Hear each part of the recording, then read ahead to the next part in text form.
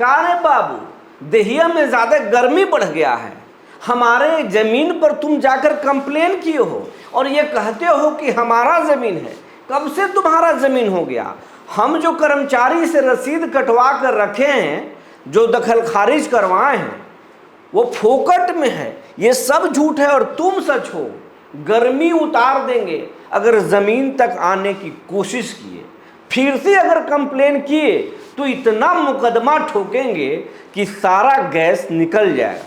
2-4 धूर जो ज़मीन बचा है वो भी बिक जाएगा।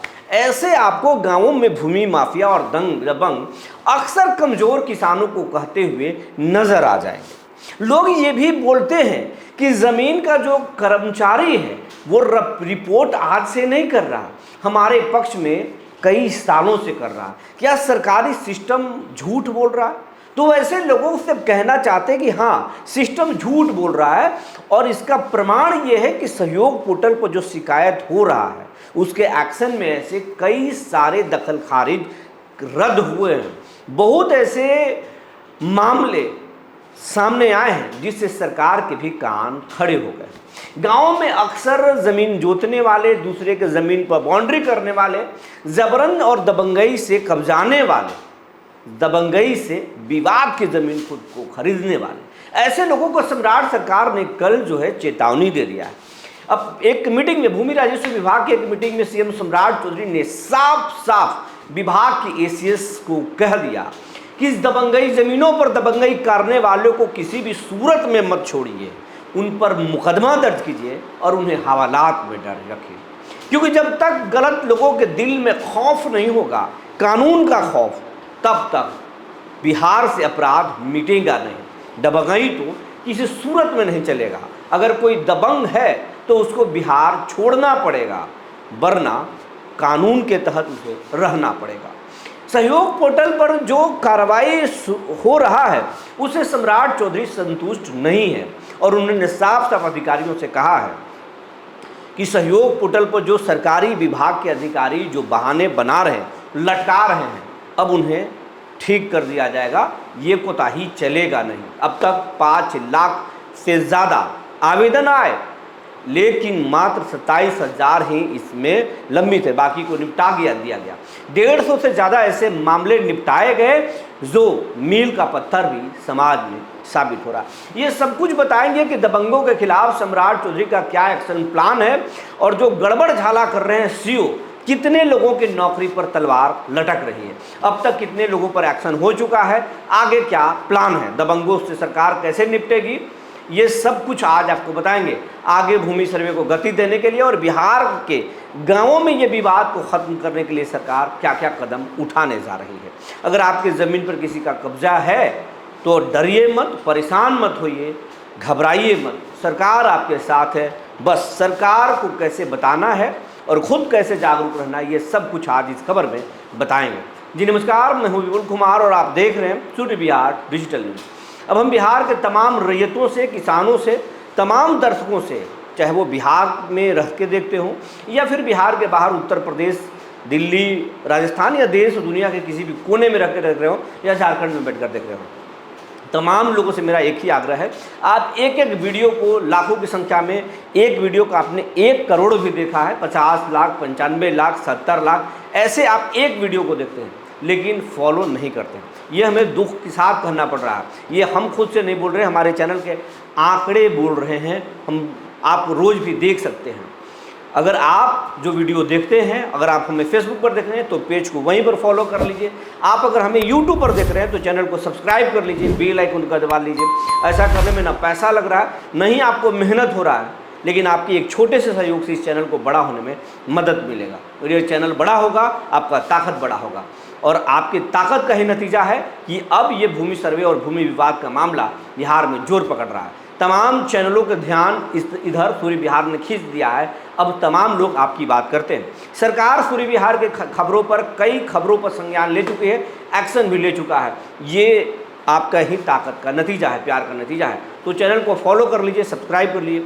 अब आपको खबर विस्तार से बताने जा रहे हैं कि 11 मई को सम्राट चौधरी ने ज़मीन विवाद को गंभीरता से लेते हुए थाने और प्रखंड के विवाद को, अंचल के विवाद को गंभीरता से लेते हुए उन्होंने एक फीडबैक लिया था कि कैसे सुधार किया जा सकता है, जनता को त्वरित न्याय कैसे मिल सकता है, सबका भरोसा, सबका विश्वास कैसे जीता जा सकता है।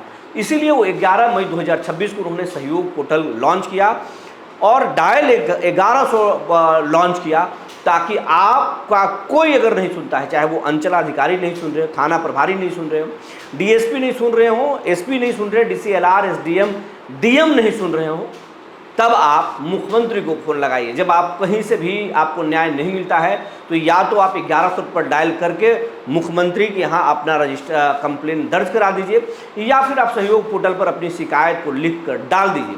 आपको 30 दिनों के अंदर जो है न्याय मिलेगा, 30 दिनों के अंदर न्याय मिलेगा। 11वें दिन, 10 दिन के बाद अगर काम नहीं होता है तो 11वें दिन नोटिस होगा, फिर 15वें दिन और फिर 21वें दिन, 25वें दिन जो है वो नोटिस होगा। असर भी हुआ, शुरुआती दौर में काम हुआ, लेकिन ज़मीन के विवाद में जो है अफसर खेल करने लगे। ज़मीन के विवाद में तर्क दिया जाने लगा कि नोटिस दिए हैं, पार्टी नहीं आया है, सूचना दिए हैं, पार्टी नहीं आया है, जब तक आएगा नहीं तब तक नहीं होगा। और कुछ लोगों ने ये कहा कि हमने इस पर कार्रवाई कर दिया, कार्रवाई के नाम पर नोटिस जारी कर दिया, इस तरीके का हुआ। लेकिन 150 से अधिक मामलों में ऐतिहासिक फैसले भी हुए, करीब 139 से ज़्यादा ऐतिहासिक फैसले भी हुए। ऑन द स्पॉट कर्मचारियों ने, अब पूरा सिस्टम ने ज़मीन पर दखल कब्जा भी दिलाया, किसी के केस में भी उनको मुक्ति मिला, तमाम तरह की चीज़ें हुई, सराहनीय रहा। 5 लाख से ज़्यादा, कुछ 5 लाख के करीब जो है शिकायत पहुंचा, जिसमें से 27,000 छोड़कर सभी मामलों को निपटा दिया गया। 27,000 अभी इस मामले में लंबित है, फाइल लंबित है, उसमें भी नोटिस जारी किया गया। उसमें एक पदाधिकारी को चिन्हित किया जो मामले को निपटाता था, उनको सस्पेंड किया गया। लेकिन अभी भी ऐसे दर्जनों, कहा जा रहा है कि 200 से ज़्यादा सीओ, सीआई और राजस्व कर्मचारी और कुछ अधिकारी चिन्हित किए गए हैं जो ज़मीनों के विवाद को लटका रहे हैं, मोटेशन को लटका रहे हैं, परिमार्जन को लटका रहे हैं और किसानों को भटका रहे हैं। उनके खिलाफ एक बार नहीं बल्कि कई बार लोगों ने शिकायत दर्ज कर दिया। एक ही अधिकारी के खिलाफ सैकड़ों लोगों ने शिकायत कर दिया और इसके बाद अब सरकार जो है वैसे में इंटरनल जांच भी करा रही है। ये आपको अंदर की खबर बता रहे हैं। सरकार वैसे सीओ जहां पर लगातार शिकायत हो रहा है, एक ही तरह की शिकायत हो रहा है कि यहाँ दखल खारिज में दिक्कत है, यहाँ जबरन कब्जा सीओ के द्वारा मिलवाकर भूमि माफिया से कराया जा रहा है, वैसे सीओ के खिलाफ जो है सरकार इंटरनल जांच भी करा रही है। निगरानी को भी फ्री हैंड दिया गया है। नज़र रखिए, जैसी कोई शिकायत मिलता है उन्हें दबोच लीजिए। ये आपको अंदर की गर्मा गर्म खबर बता रहे हैं। अगर आप दबंगई से परेशान हैं, मत होइए, सरकार हर तरह का हथकंडा अपना रही है, आपको न्याय दिलाएगी। जिसके पास ज़मीन का कागज है, जिसका असली जो मालिक है ज़मीन उसी का होगा, नकली का किसी भी सूरत में नहीं होगा। चाहे वो कितना रसूखदार हो, कितना बड़ा दबंग क्यों ना हो, पैसे वाला क्यों ना हो, लेकिन वो आपकी ज़मीन को छीन नहीं पाएगा। सबसे बड़ी बात यह है कि सम्राट चौधरी ने एक दिन पहले दिलीप जायसवाल के साथ बात किया। इस विभाग की एसीएस और तमाम बिहार के डीएम को निर्देशित किया गया है सीएम ऑफिस से कि जबरन कब्जा और दबंगई से ज़मीन कब्जाने वालों के खिलाफ एक्शन लीजिए। जानकारी मिल रही है कि बहुत से इस मामले में विवाद बढ़ रहे हैं, कई तरह के घटनाएं हो गई। ज़मीन के ही विवाद में विद्युपुर में, वैशाली जिले के विद्युपुर में एक भतीजे ने चाचा और चचेरे भाई की हत्या कर दी, जिसके बाद उसको पकड़ने में पुलिस ने के साथ उसका मुठभेड़ भी हो गया। वो उसका इलाज भी अभी चल रहा है। और भोजपुर हो या फिर रोहतास हो, कई जगहों पर हर रोज़ इस तरह की घटनाएं घट रही हैं, दबंगई के मामले सामने आ रहे हैं। इसलिए इस मामले को निपटाना होगा। बशर्ते तमाम डीएम को, तमाम एसपी को इस मामले में अलर्ट किया गया है कि ज़मीन से संबंधित विवाद अगर आते हैं उन्हें चिन्हित कीजिए और वैसे चेहरों को, ऐसे दबंगों को चिन्हित कीजिए जो बार बार जिनके खिलाफ ज़मीन के विवाद में दबंगई करने का आरोप लगता है। वैसे लोगों के खिलाफ एक सूची बनाइए और फिर सरकार को भेजिए। सरकार उन पर मुकम्मल एक्शन लेगी। जो निरीह लोग हैं, जो परेशान लोग हैं, उनसे उनको हर संभव मदद कीजिए। अगर वो थाने में जाते हैं तो उन्हें थाने में न सिर्फ उनका काम कीजिए बल्कि शांति से बैठाइए, उनको पानी पिलाइए, ताकि सिस्टम पर, सरकार पर लोगों का भरोसा बढ़ सके।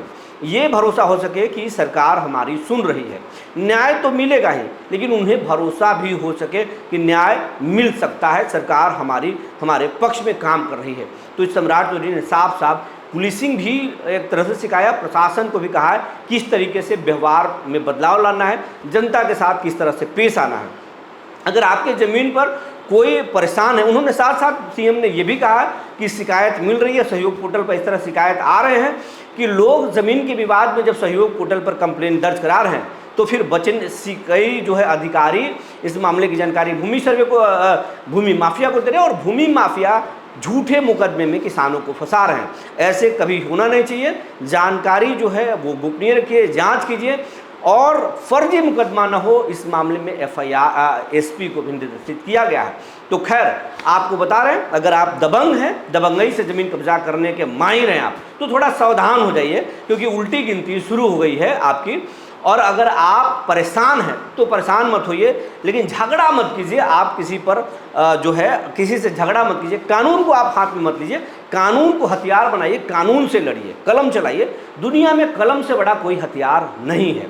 सरकार आपके साथ है, बशर्ते आपको कानून के तहत लड़ना होगा।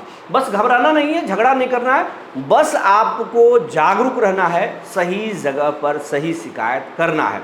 अगर अंचल में आपका नहीं सुन रहा है तो डीएम के पास जाइए, डीएम नहीं सुन रहे हैं तो कमिश्नर के पास जाइए, जब कोई नहीं सुन रहा है तो फिर मुख्यमंत्री सचिवालय में आप कंप्लेन कीजिए। सहयोग पोर्टल पर कंप्लेन कीजिए, सहयोग पोर्टल से भी अगर सहारा नहीं मिल रहा तो फिर आप इस मामले में दिलीप जायसवाल से व्यक्तिगत जाकर मिल सकते हैं।